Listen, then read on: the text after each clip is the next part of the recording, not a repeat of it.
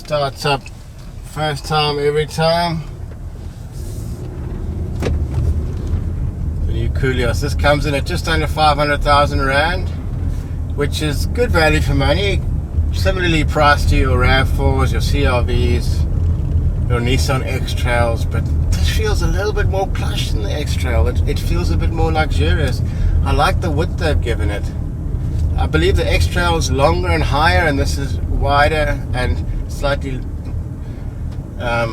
more squat, which really works for it. On the highway, cruises beautifully at 120 kilometers an hour. At sort of 2,000 revs, it just ambles along. CVT gearbox really does what it says in the packet. Some people have been bad-mouthing CVTs, but if you're not planning to use it for heavy towing or in a sports car, more than adequate. And they have improved the system as it goes along. And then when you bury the foot, good power to weight ratio. It's not like the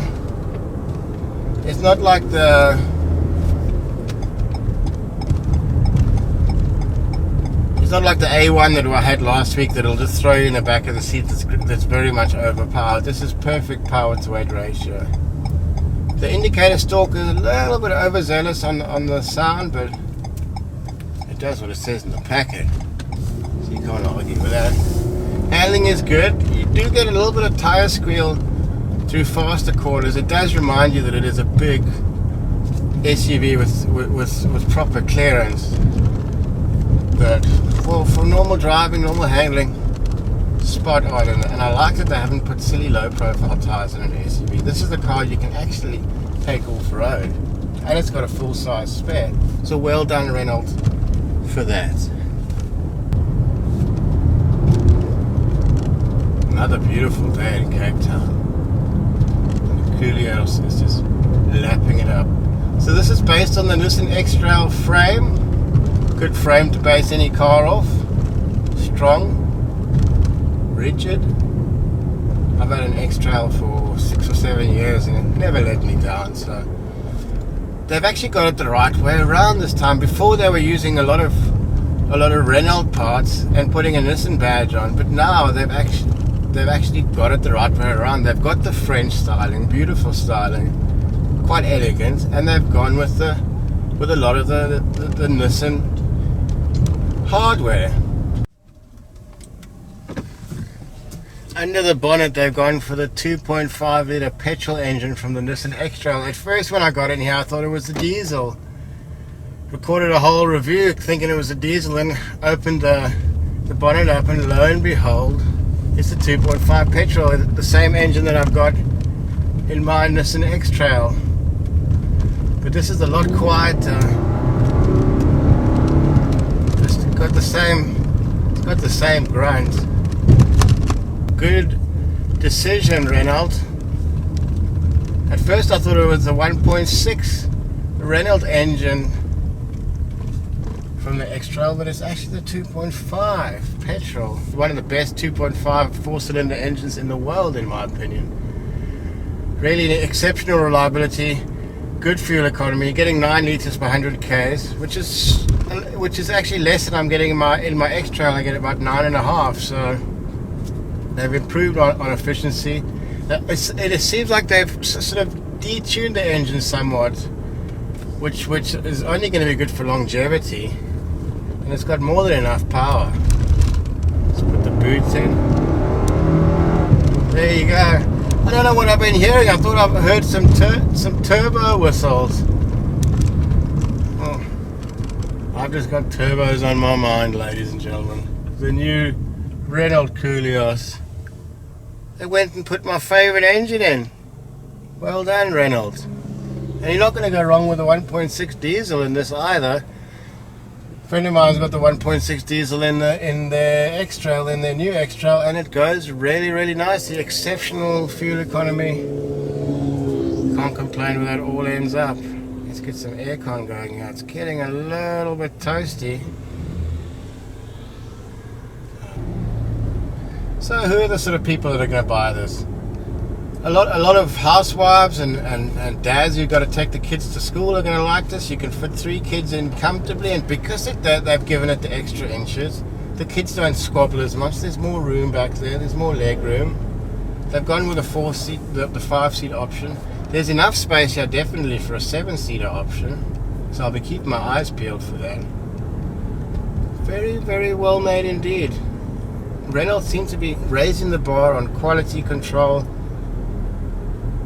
The partnership with Nissan, they really need to maximize that. Try and get as much of that Japanese reliability as they can into the car and keep the French flair and styling and quirkiness and that kind of thing. And then you've got a really good combination, a winning combination, because that's what it's all about. This is the most tightly contested segment in motoring, is this mid-size SUV market.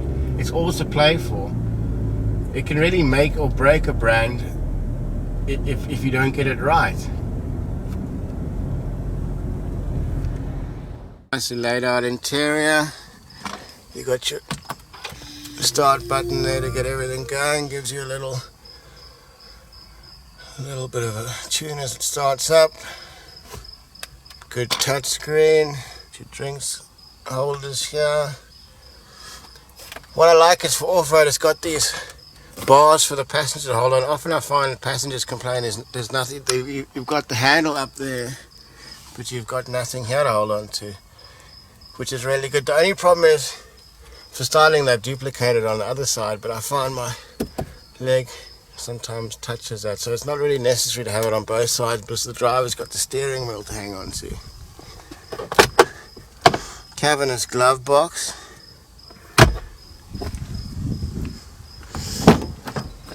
Really quite executive in the back here. Loads of space for the whole family. Many inches of leg room. These nice little aeroplane style things to hold. And double USB and air conditioning in the back. Very, very nice place to be, the back of this vehicle. You could see it being used as a luxury shuttle to the airport for executives and whatnot. Well laid out dashboard. The touch screen takes a bit of getting used to, but once you've got the hang of it, it's good. You know the French like to be a bit different, so once you work out their ways, you are fine. Want to close it, just a touch of a button and down she goes. Nice looking rear end.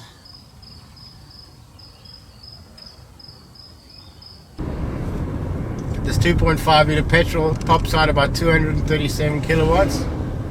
So it is slightly detuned. On the X-Trail I think it's 140 odd. But that's fine, it's built-in reliability.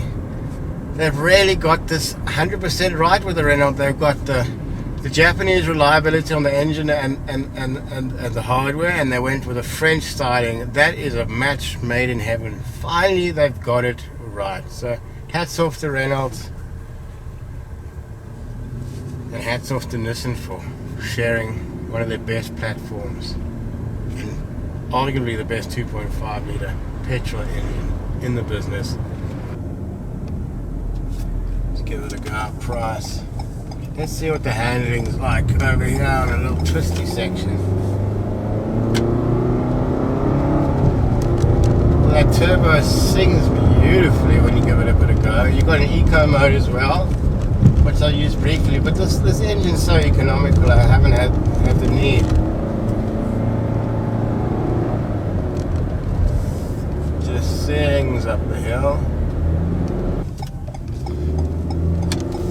Very smooth gearbox.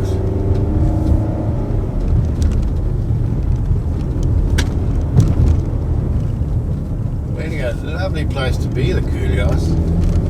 Is this the best Renault made in the last 5 years, 5 to 10 years? Is it the best Renault made in the last 20 years? Is it the best Renault since the Renault 5 that my brother bought in last week's episode? I don't know, it's got to be in the conversation. My brother had a Renault Megane about 15, well, more like 25 years ago, and it was really nice to drive, but servicing and whatnot was a bit of an issue.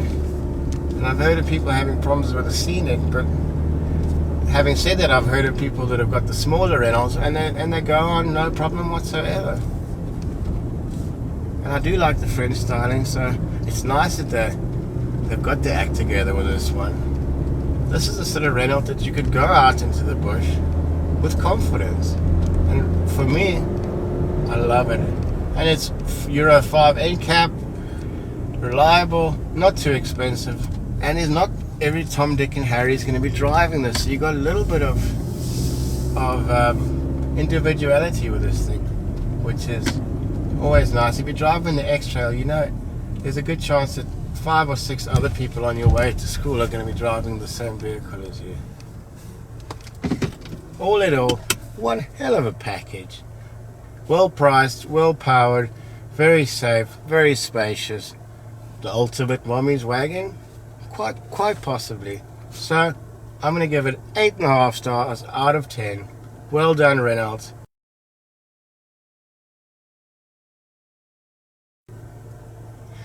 Watch out for next week's show. We got the Ranger Raptor coming. Yeah, big up Ford. Gonna have a lot of fun. Gonna get that off-road. We're gonna check out Rhino 1 at Hoornklip. It's gonna get wet. It's gonna get wild. Only on Africa Sideways.